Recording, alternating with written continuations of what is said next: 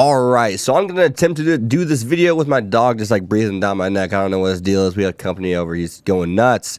So if you hear him, I do apologize. So Rising of the Shield Hero is what we're going to be talking about today. A show about the spear, the sword, the arrow, and the shield getting transported to another world, but the shield hero being looked down upon by the people within the world, even though he is a quote-unquote hero.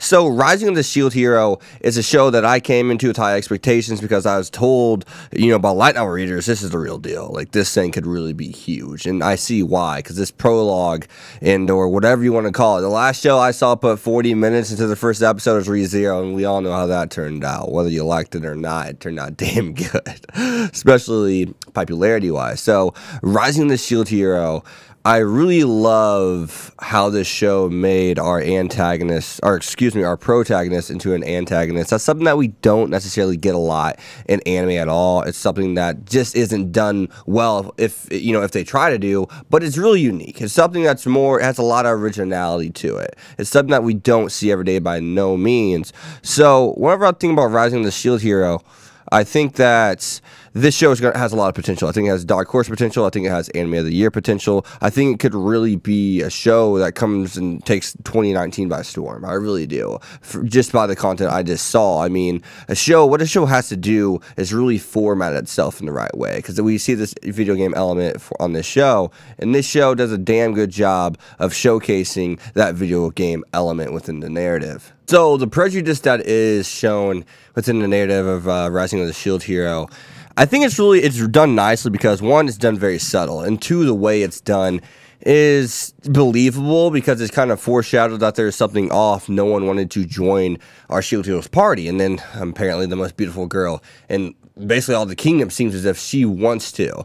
And it's just like, holy crap, it's in front of us the whole time that something was off. We didn't know what it was. Maybe we could believe her. She is nice. And the show did a great job of never really overly stating that there's something wrong with it. It was always subtle. And even the prejudice, once again, against the shield hero was always subtle. Even the spear and the sword hero, who were really nice to our main male character, they always took those very soft jabs. They're never over the top. They're never blunt about it. And they're never just rude or discourteous about it. They're actually nice about it. They're just saying, from our world in video games, no one picked the shield. It just wasn't the thing you picked. So I did enjoy that. But other than that, though, the gaming setup I really do like in this show, because I've seen Sword Art Online, I've seen Overlord, two popular shows that start the character off with a very, very powerful, arsenal. But what we don't usually get is someone who has to strive to be great, even though they have all the potential in the world, or technically you could even say talent in a way.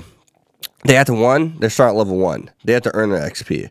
2, they cannot work together. They can't have all the legendary weapons together, let alone 2 of them together, because they don't work well together. It's kind of like putting 2 negative charges at one another. They repel. So that's pretty cool to see actually for the show. But other than that, though, one of the things that I love the most is the simple fact that our shield hero can't even use other weapons. He has to only use a shield. Any weapon that he picks up that's not a shield, and maybe it's strictly that shield alone, it will not allow him to use. And that's something that we don't get in other shows. We get that OP main character. They skip the writing of setting up and showing us how strong he became through the rankings.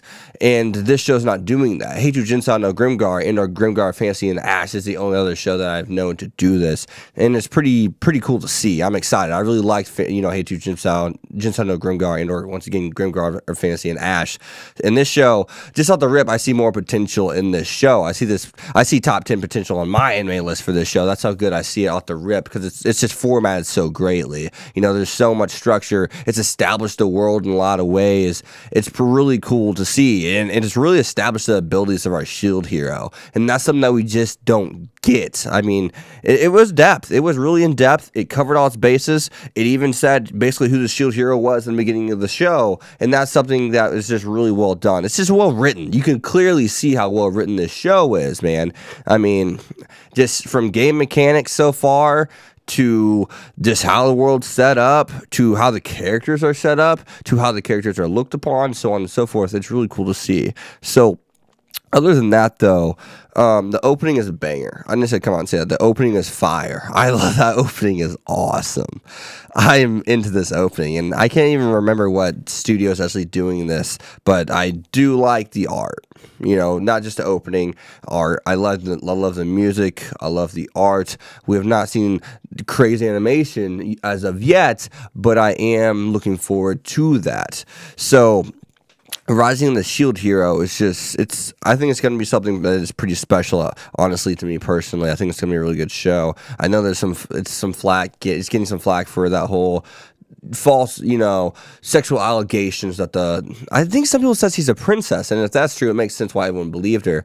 And I know I'm somewhat skipping around here, but we're going to get this video done and out for you guys. So, at the same time, I know people are giving that flack, and that's dumb, stupid, immature, and people who are saying that are really unaware of the culture. I mean, you think that they're just doing that to make women look bad? No, especially in Japanese culture. I mean, Japanese women are the ones that usually get assaulted in that kind of manner in that culture, honestly. So it's just stupid and immature if you're one of those people hating on a show because it did it that way. I mean, grow up, be a man. It's 2019. Be a woman, whatever it may be. It's 2019. Grow up. I mean, sensitive ass people are embarrassing to the community. So they are a cancer to the anime community. You people that are doing that, I'm sorry, but it's time to grow up. So other than that, though, once again, I think this is going to be good. I think it's going to be special. I'm really excited to see what's going to happen. You guys have been hacks. Go watch the show right now. It's a must watch, I think, especially through the first episode. I'll see you guys next time. Peace. Thanks for watching, guys.